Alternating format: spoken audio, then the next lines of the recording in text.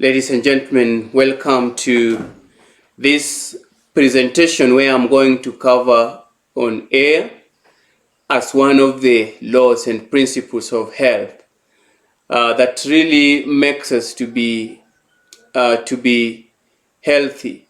Many people are suffering from diseases because they lack air, and we need to have fresh air in our to breathe in fresh air, because this is a need, a dire need of the cells. The cells need to have oxygen. The cells need to be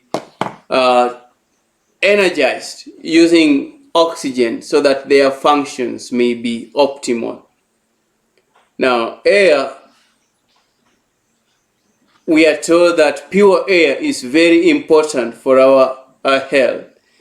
And when we breathe properly and take it in as needed, our body is able to regain and have strength to overcome and even to remove a lot of toxins.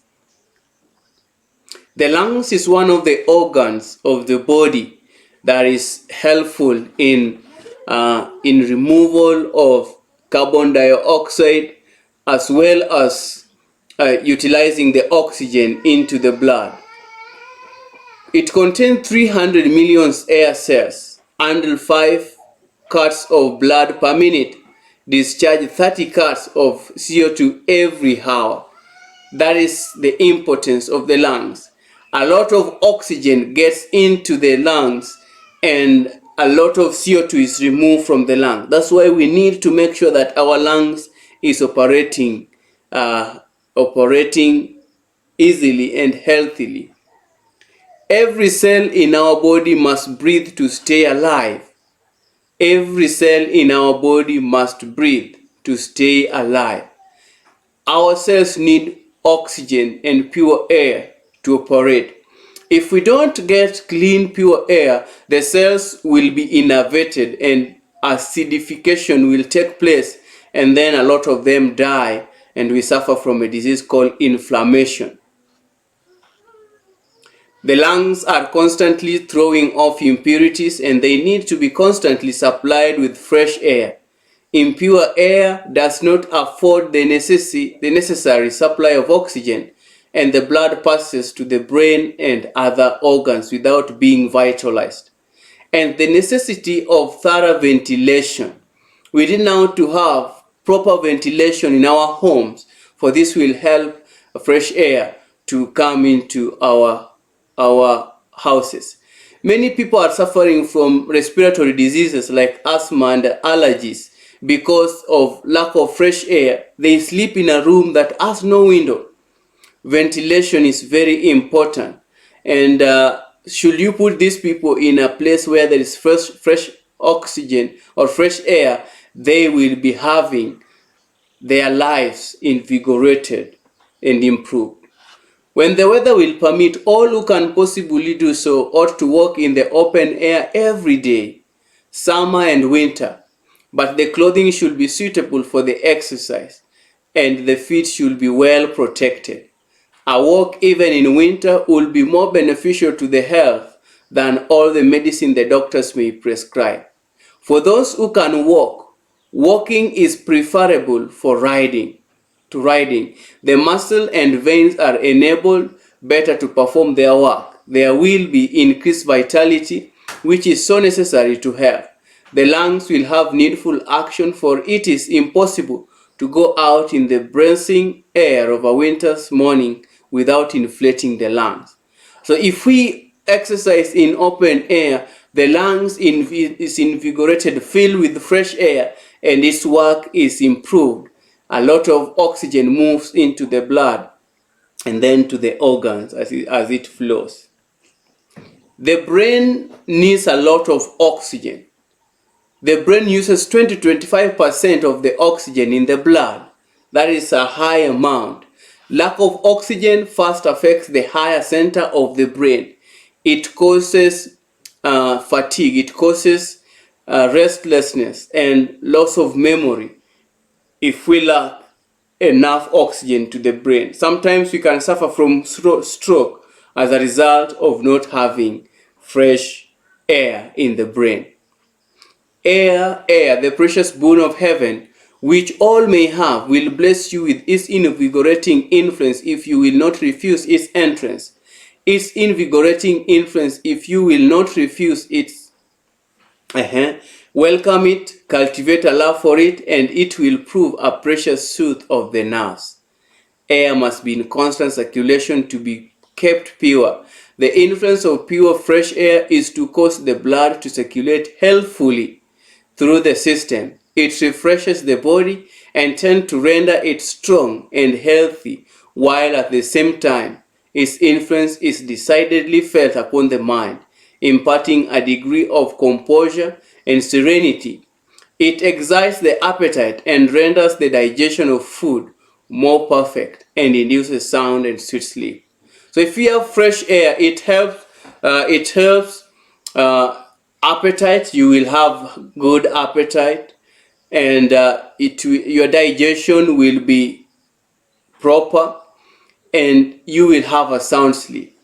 That is the benefits of having fresh air. Lack of fresh air retards digestion. The blood moves sluggishly through the system when it is not purified and vitalized by pure air. Fresh air will prove far more beneficial to sick people than medicine and is far more essential to them than their food. They will do better and will recover sooner when deprived of food than when deprived of fresh air. Sick patients, sick people need to go to the fresh air where there are trees, where there are a lot of vegetation, so that they can breathe fresh air. That alone can make them to recover very fast. And many people, if they are sick, they love lying down in the bed inside the house. Those people do not recover very fast. But should you go out and do a lot of exercise and move and contemplate about the love of God, you will recover very fast. Oxygen plus glucose produces energy that the cells need to respire. And if you want to make sure that enough oxygen is getting into our cells, we need to do deep breathing. And we can do the 4-7-9, where you breathe in for 4 seconds, and then you hold the air for 7 seconds, and then you breathe out through for 9 seconds through the mouth. That one helps your system, your lungs, to get a lot of oxygen that empowers you and empowers your cells and give you strength to live. Shallow breathing leads to fatigue, exhaustion, anemia, and depression. Improper breathing, the abdomen expands in to full capacity.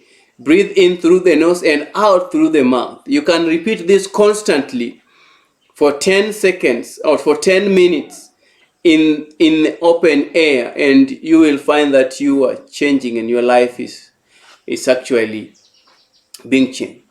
There is something that I want to talk here that is so much important also for our health. Our home. You know, home is where we make disease for ourselves. Home is where we heal ourselves.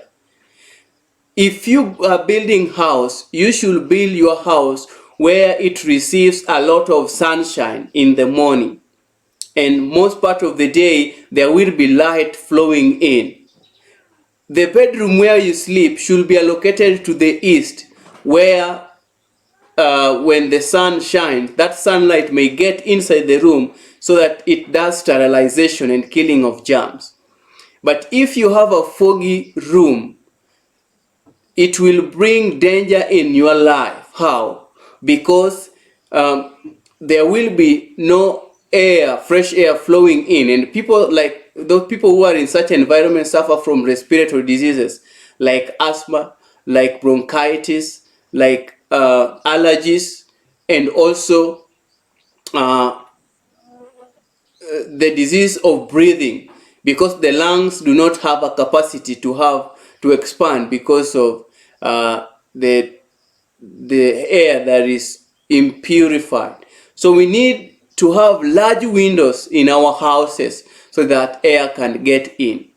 The effects produced by living in closed, ill-ventilated rooms are this: the system becomes weak and unhealthy, the circulation is depressed, the blood moves sluggishly through the system because it is not purified and vitalized by the pure, invigorating air of heaven, the mind becomes depressed and gloomy, while the whole system is enervated, and fever and other acute diseases are liable to be generated.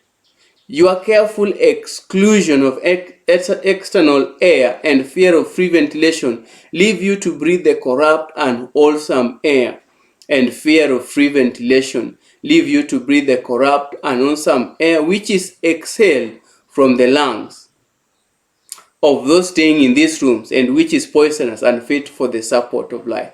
So are you seeing how many people are sick because of how they build their houses? Make sure that you have proper ventilation in your houses. There are some houses that are not having windows. It is dangerous to stay in those rooms because you will be breathing a lot of carbon dioxide and you will be suffering from many diseases. The body becomes relaxed, the skin becomes sallow, digestion is retarded, and the system is peculiarly sensitive to the influence of cold. A slight exposure produces serious illness. Great care should be exercised not to sit in a draught or in a cold room when weary or when in a perspiration. Great care should be exercised not to sit in a draught, somewhere where there is cold air flowing in. When weary, when you are tired, don't sit where it is cold, where cold wind is blowing. You need to be in somewhere where this form so that perfect circulation can be enhanced, and so your blood will remove toxins. Or when in perspiration, you should not be in a cold place. You should so accustom yourself to the air that you will not be under the necessity of having the mercury higher than 65 degrees. So be in a place where you can breathe fresh air. Poor ventilation in classroom and church building. This is what makes people to be sick and to be sleepy when presentations are being done in the church. In the construction of buildings, whether for public purposes or as dwellings, care should be taken to provide for food, ventilation, and plenty of sunlight. Churches and schoolrooms are often faulty in this respect. Neglect of proper ventilation is responsible for much of the drowsiness and dullness that destroy the effect of many a sermon and make the teacher's work toilsome and ineffective. Are you seeing that? Many people are sleeping when presentations are being made in the church because of poor ventilation. We need to have large windows and proper ventilation so that these people can be healthy. You know, if there's no proper, if there is impure air, the brain relaxes because a lot of brain cells are destroyed and become inactive. Rooms that are not freely ventilated daily and bedding that has not been thoroughly dried and aired are not fit for use. We feel confident that disease and great suffering are brought on by sleeping in rooms with closed and curtained windows not admitting pure air and the rays of the sun. The room may not have had an airing for months, nor the advantages of a fire for weeks, if at all. It is dangerous to health and life to sleep in these rooms until the outside air shall have circulated through them for several hours, and the bedding shall have been dried by the fire or today by a portable heater. Yes, talking about our life today. Now, if you are sleeping in a room, you should air out those beddings most of the times. The bed sheets, the blankets should be aired out most oftenly, like twice in a week, so that they can be sterilized by the sun. And if you are doing this and your room is having fresh air flowing in and light, your life will be improved. Many people do not even wash their pillows for years.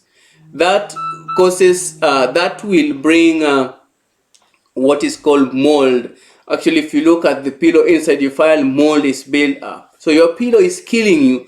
When you are sleeping, you are breathing in this mold into your system and the impure air coming from it, and then you suffer from many diseases. You need to change pillows. You need to change the pillow covers most of the times, so that your bedroom should be having those things that make your health to be healthy. Your blanket, your bed sheet, your mattress, they should be aired out most of the times to make sure that you're living a good health and breathing fresh air. Now, you can also plant trees to help you in purifying the air. Which kind of trees? We need to plant trees. We need to plant trees like pine, cedar, and cypress. They need like leaves.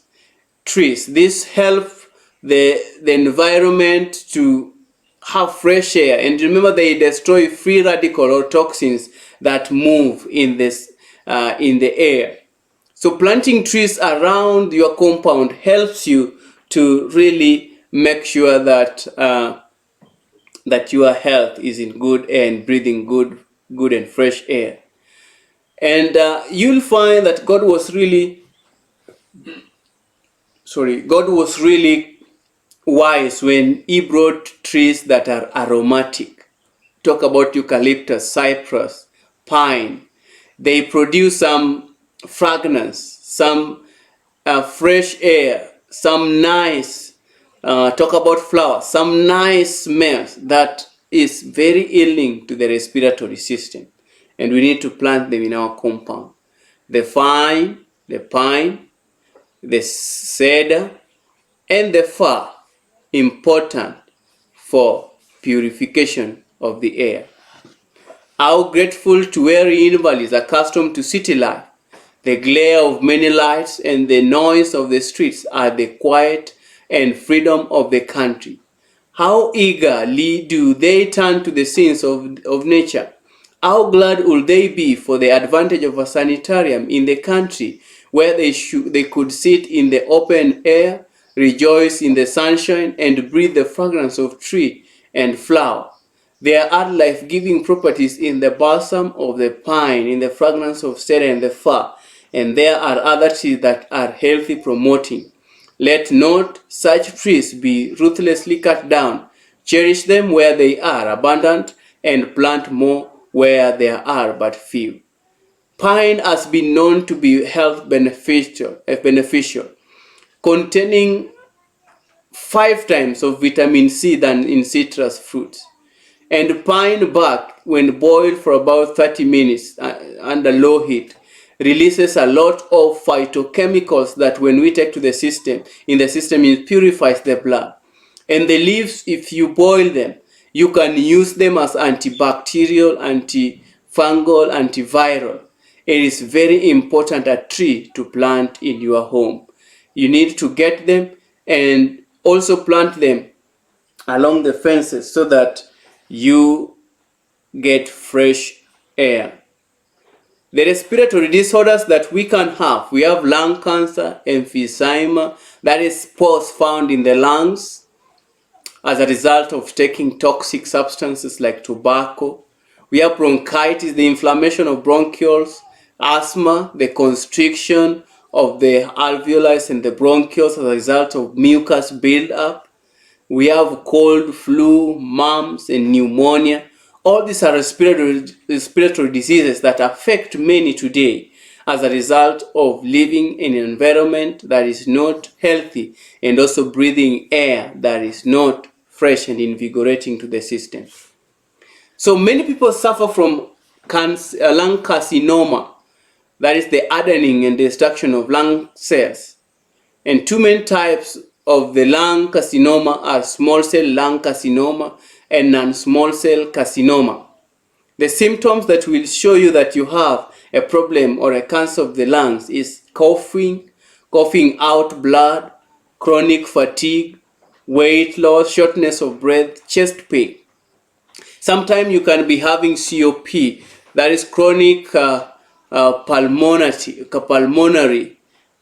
disease, chronic obstructive pulmonary disease, COPD. Chronic obstructive pulmonary disease is a disease that results as because of mucus buildup in the lungs, and then the space of the size of the lung is minimalized, or is small, and then you cannot really breathe well. And if you're coughing dry cough. And this disease, lung cancer, should be properly diagnosed, because many die of it. Most of those who are smoking, they will suffer from this lung carcinoma. And causes of lung cancer: smoking, this is the number one risk.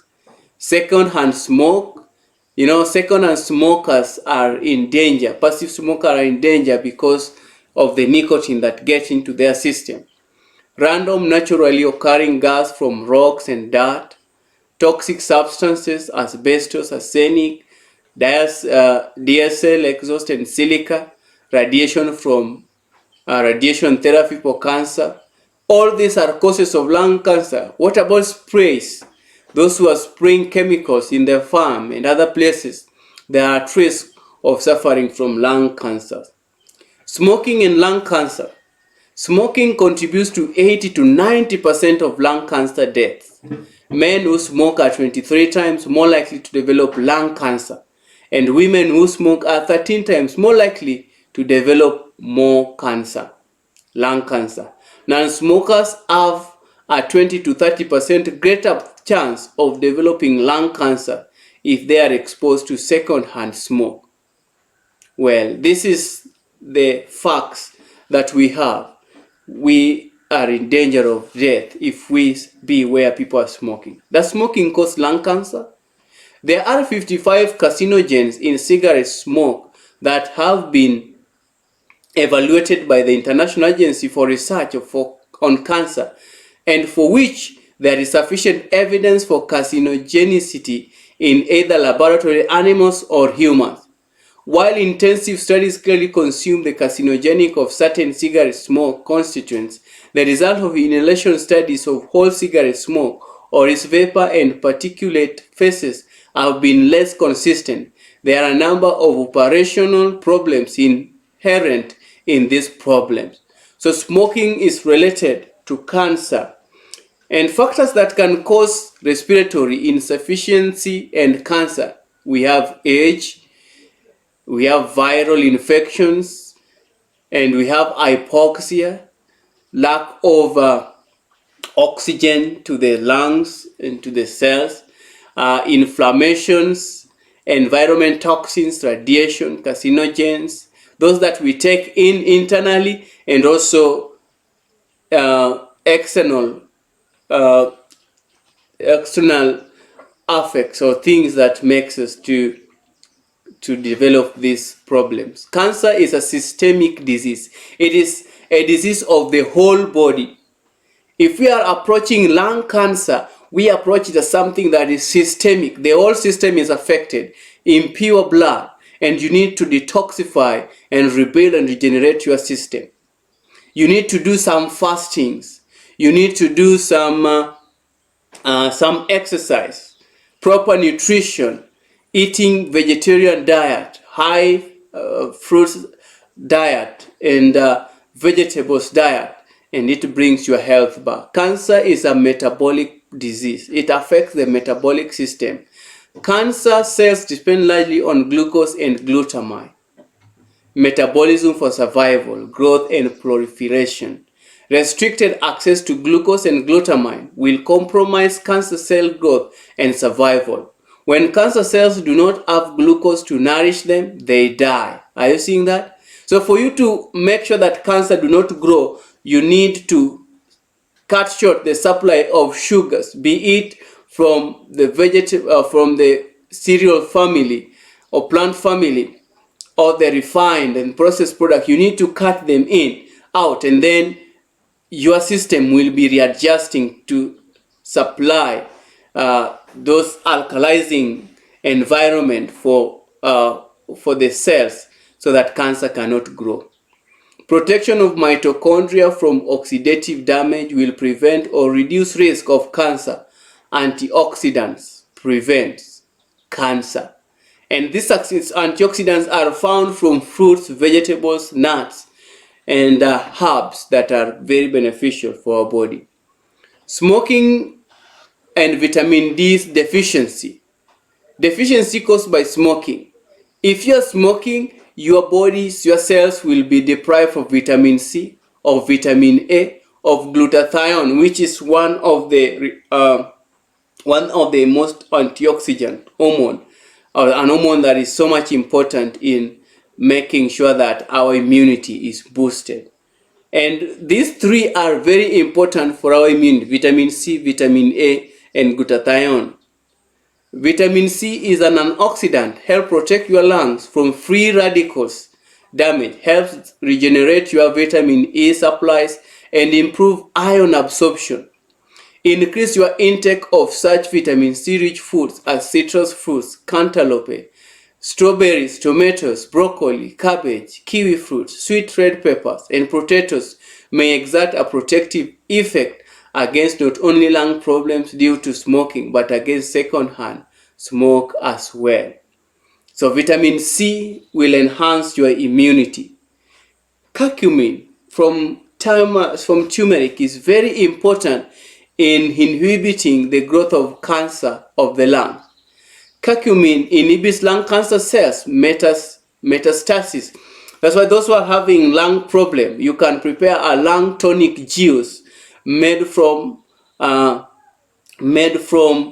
2 cups of pineapple and a half a glass juice of lemon and oranges, and 5 cloves of garlic, a thumb piece of ginger, and a pinch of cayenne.